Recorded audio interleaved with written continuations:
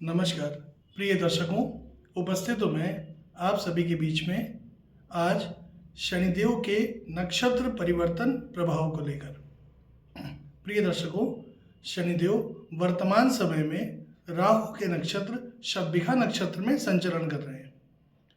6 अप्रैल की रात्रि को तकरीबन 11:30 से 12 बजे के मध्य में शनिदेव अपना नक्षत्र परिवर्तन करेंगे और नक्षत्र परिवर्तन करके देवगुरु बृहस्पति के नक्षत्र पूर्वा भाद्रपद नक्षत्र में प्रवेश कर जाएंगे।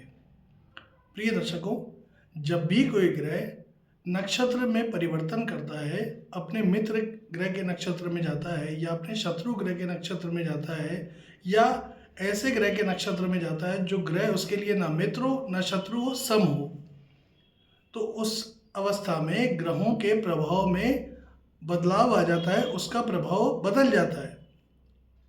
वर्तमान समय में शनि राहु के नक्षत्र शतभिखा नक्षत्र में संचरण कर रहे हैं। अब देखिए, कई मायनों में देखा जाए तो शनिदेव को न्यायाधीश की संज्ञा दी गई है, लेकिन जब शनि राहु के नक्षत्र में संचरण करेंगे तो खास तौर पे मैं उन राशियों की बात कर रहा हूँ। मान लीजिए मेष राशि में शनिदेव एकादश भाव से संचरण कर रहे हैं, 11वें भाव लाभ भाव से संचरण कर रहे हैं। अभी तक उनका जो संचरण था वो शतभिखा यानी कि राहु के नक्षत्र में था।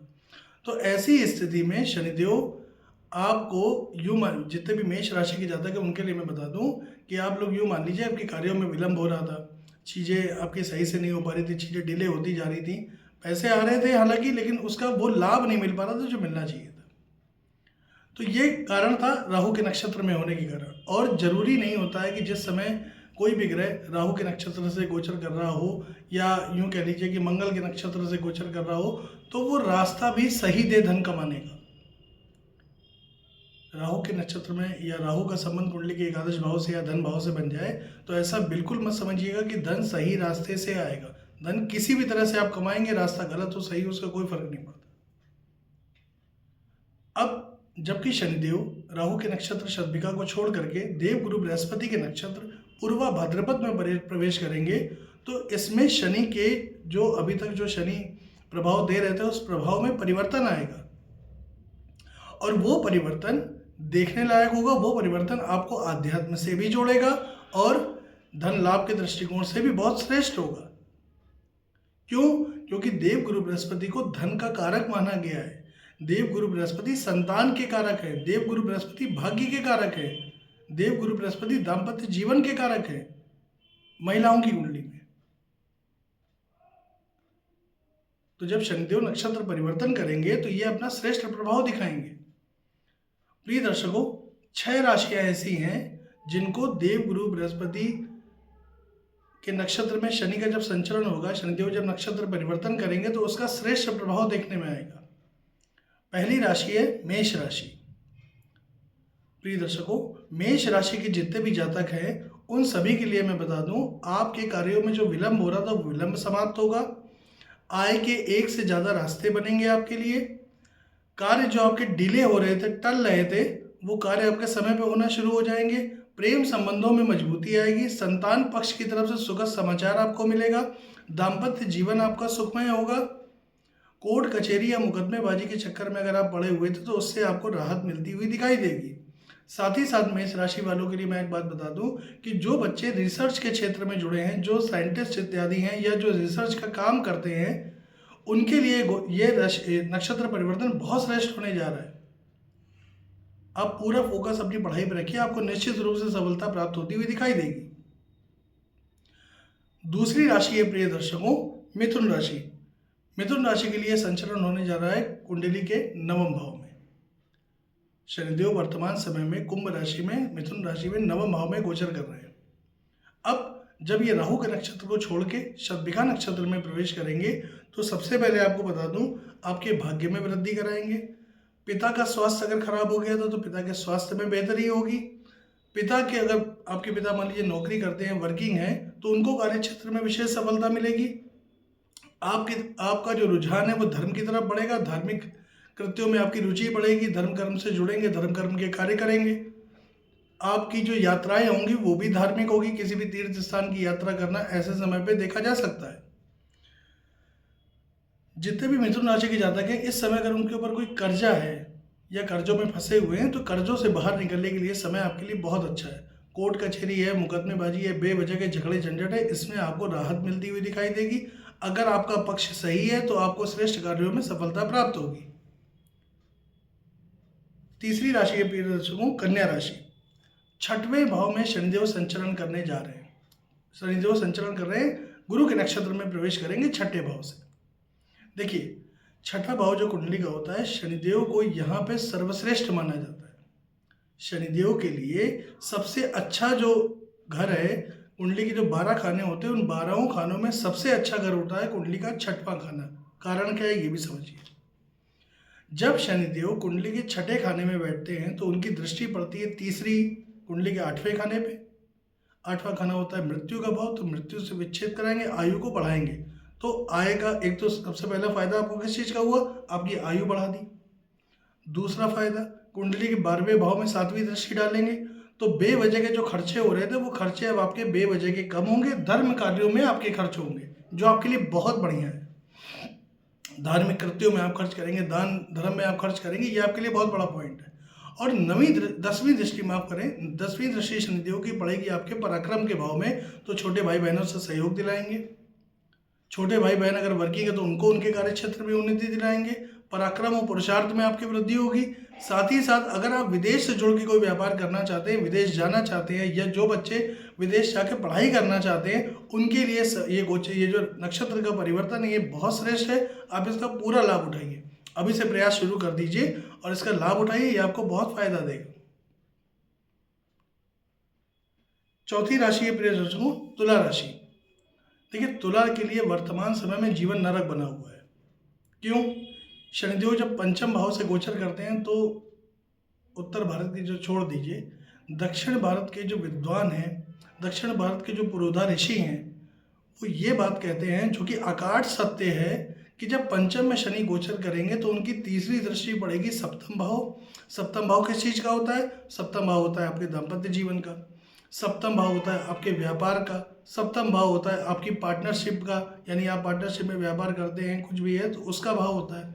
अब जब शनि तीसरी दृष्टि डालेंगे तो सत्यानाश करेंगे दाम्पत्य जीवन को, व्यापार को, और पार्टनरशिप में मतभेद करा के वो भी तोड़वा देंगे। क्यों? क्योंकि शनि की दृष्टि विच्छेदात्मक होती है। एक पॉइंट से तोड़ दिया उन्होंने, दूसरे पॉइंट से कब तोड़ेंगे? जब 7वीं दृष्टि डालेंगे कुंडली के लाभ भाव पे। लाभ के रास्ते रोक देंगे, लाभ के रास्ते बाधित कर देंगे। बड़े भाई बहनों के साथ संबंध में मनमुटाव ले आएंगे। हो सकता है अगर राहु की भी दृष्टि साथ में सम्मिलित हुई तो ये भी संभावनाएं बन रही है, या एकादश भाव को स्वामी पीड़ित हो गया, नीच राशि में बैठ गया, शनि राहु की दृष्टि से दृष्ट हो गया, तो यकीन जानिए बड़े भाई बहनों के साथ संबंध को ही खत्म कर देंगे। क्योंकि रिश्तों के मामले में शनि कोताही नहीं करते, रिश्ते तोड़वा देते हैं। और 10वीं दृष्टि जब ये डालेंगे तो ये डालेंगे कुंडली के दूसरे भाव में। जो दूसरा भाव होता है वो कुंडली का धन का भाव है, कुटुंब का भाव है, आपकी वाणी का भाव है, और आप क्या खाते हैं, आपकी जिह्वा, इसका भाव है। गलत खान पान, गलत आचरण आपको नर्क में ढकेलेगा। आपका जो कुटुंब, आपका जो नाते रिश्तेदारी है, उसमें आपकी वाणी की वजह से मतभेद कराएगा, विच्छेद कराएगा। इन सब समस्याओं से तुला वाले वर्तमान समय में गुजर रहे हैं। पंचम के शनि बेहद कष्ट देते हैं। ज्योतिष शास्त्र के मर्मज्ञ कहते हैं जो फूटे हुए बर्तनों में खाना खाने को मजबूर कर दें, वो है पंचम के शनि। इतना कष्ट देते, इतना रगड़ देते हैं। और वर्तमान समय में तुला राशि उसी से जूझ रही है। ना ढैया है, ना साढ़े साथी है, ना ऐसी कोई बात नहीं है, लेकिन फिर भी पंचम का शनि मृत्यु तुल्य कष्ट दे देते हैं।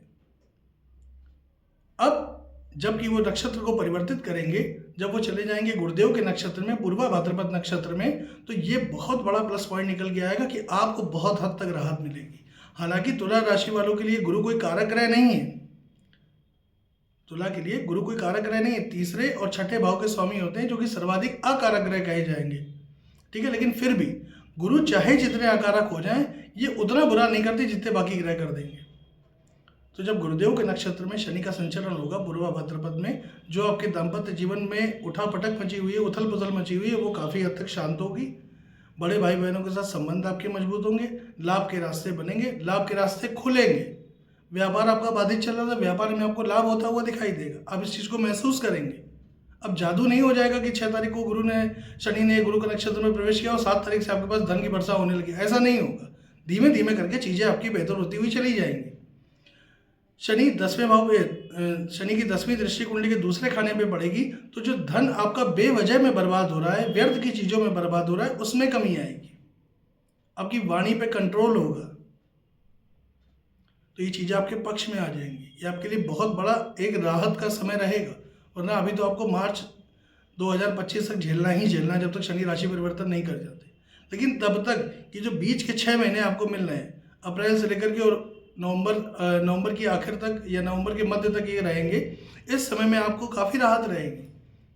जो दौर आप देखते हुए चले आ रहे हैं, उससे आपको बहुत राहत मिल जाएगी। आप ये समझिए बड़ी आपदा से बाहर निकल आएंगे।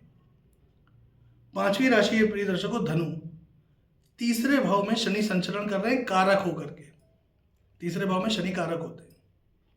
अब जब तीसरे भाव में शनि का संचरण होगा और धनु राशि गुरुदेव की ही राशि है, देवगुरु बृहस्पति की ही राशि है, उन्हीं के नक्षत्र में जब शनि संचरण करेंगे, तो अभी तक क्या था, आपको संतान प्राप्ति में बाधाएं आ रही थी, संतान के स्वास्थ्य में आपको दिक्कतें महसूस हो रही थी।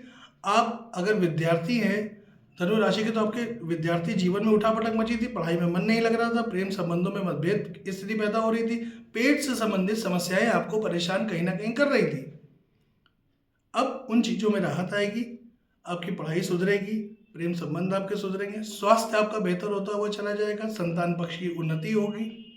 7वीं दृष्टि पड़ेगी भाग्य भाव में, चूंकि देव गुरु बृहस्पति को भाग्य भाव में अति विशिष्ट कारक कहा गया है और भाग्य भाव के कारक ही वही है। अब जब शनिदेव गुरु के नक्षत्र में संचरण करेंगे और भाग्य भाव में दृष्टि डालेंगे, तो भाग्य का सहयोग मिलेगा, पिता के स्वास्थ्य बेहतर होगा, पिता के साथ अगर कोई मतभेद चला आ रहा है तो वो समाप्त होगा। साथ ही साथ विदेश से जुड़ के कोई व्यापार करना चाहते हैं, विदेश जाना चाहते हैं, उसमें भी काफ़ी हद तक आपको राहत मिलती हुई चली जाएगी और आप जा सकते हैं, कर सकते हैं। विदेश में जाकर के शिक्षा ग्रहण करना चाहते हैं, बिल्कुल करिए, समय आपके लिए उत्तम रहेगा। याद रखिएगा, बेवजह के खर्चे अभी भी आपको नहीं करने हैं, बेवजह के खर्चों से अभी भी बचना है। दूसरा, धर्म कार्यों में खर्च करिए, धर्म कार्य में खर्च करेंगे तो आपका भाग्य बढ़ेगा। याद रखिएगा, जो भी व्यक्ति धर्म कार्य में धन खर्च करता है, उसका भाग्य ऑटोमेटिकली जागृत हो जाता है, अपने आप जागृत होता है। उसके लिए कुछ अलग से विशेष आपको नहीं करना है। इस पॉइंट का ध्यान रखिएगा। और अंतिम राशि की अगर हम बात करें प्रिय दर्शकों, तो अंतिम राशि है कुंभ। कुंभ राशि वालों के लिए शनिदेव राशि पर ही संचरण कर रहे हैं, जहां पे वो शश महापुरुष योग का निर्माण कर रहे हैं। अब चूंकि अभी तक कुंभ वालों के लिए शनिदेव का संचरण राहु के नक्षत्र शतभिखा में चल रहा था, तो वो उस चीज का श्रेष्ठ प्रभाव नहीं दे पा रहे थे। लेकिन अब जबकि शनिदेव का संचरण गुरु के नक्षत्र पूर्वा भाद्रपद नक्षत्र पे होगा, तो यकीन जानिए शश महापुरुष का पूरा लाभ आपको मिलेगा। क्यों मिलेगा, इसको भी समझ लीजिए। आपकी कुंडली में लाभ के और धन के स्वामी, यानी कुंडली के 11वें भाव लाभ भाव और कुंडली का दूसरा भाव यानी कि धन भाव, इन दोनों भावों के स्वामी होते हैं देव गुरु बृहस्पति। धनु राशि बनती है आपके लाभ भाव में और मीन राशि बनती है आपके धन भाव में। तो धनु और मीन के स्वामी कौन है, देव गुरु। अब देव गुरु बृहस्पति के नक्षत्र में, धन कारक के नक्षत्र में जब शनिदेव संचरण करेंगे पूर्वा भाद्रपद नक्षत्र में, धन के रास्ते खोलेंगे, लाभ के रास्ते खोलेंगे, धन संचय कराएंगे, जो नहीं हो पा रहा था धन संचय कराएंगे। आएगा टिकेगा, आएगा जाएगा नहीं, आएगा और टिकेगा। दाम्पत्य जीवन में मतभेद था, दूर हो जाएगा। पार्टनरशिप में कोई मतभेद था, दूर हो जाएगा। पराक्रम में आपकी वृद्धि कराएंगे, छोटे भाई बहनों के साथ संबंध को और मजबूत कर देंगे। कार्य क्षेत्र आपका उत्तम करेंगे। आप नौकरी पेशा हैं, आप व्यापारी हैं, आप प्राइवेट नौकरी करते हैं, आप सरकारी नौकरी करते हैं, उसमें उतार चढ़ाव चल रहे थे, प्रमोशन आपका रुका हुआ था, या यूँ कह लीजिए कि आप स्थानांतरण चाह रहे थे, मन मुताबिक स्थानांतरण आपका नहीं हो पा रहा था, या नौकरी में तरक्की नहीं हो पा रही थी। अब ये समय आ गया, शश महापुरुष का पूरा लाभ लीजिए। उपाय के रूप में सभी राशियों के लिए मैं बता देता हूँ, मेष से लेकर मीन पर्यंत। गुरु के नक्षत्र में शनि का संचरण है, अपना आचरण सुधारिए, अपना व्यवहार अच्छा रखिए, बेवजह चीखिए चिल्लाइए नहीं। अब आपसे जो भी नीचे तबके के लोग हैं, मैं उम्र में नीचे तबके की बात नहीं कर रहा हूँ, आपसे पद में, कद में, हैसियत में जो भी नीचे तबके के लोग हैं, उनका सम्मान करिए। किसी से अभद्र भाषा का प्रयोग मत करिए। अपना खान पान सुधारिए, मांसाहार और मद्यपान से दूरी बनाइए। यकीन जानिए, आप इतना केवल कर लीजिए, शनिदेव तो इतना दे देंगे जितना आपने कभी जीवन में सोचा नहीं होगा।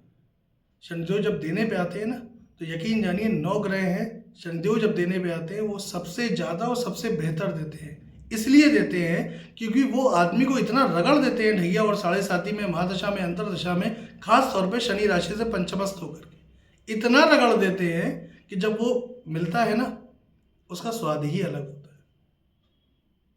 तो प्रिय दर्शकों, ये था शनिदेव के नक्षत्र परिवर्तन का प्रभाव। पुनः आपसे मुलाकात होगी, तब तक के लिए अनुमति प्रदान करिए। नमस्कार।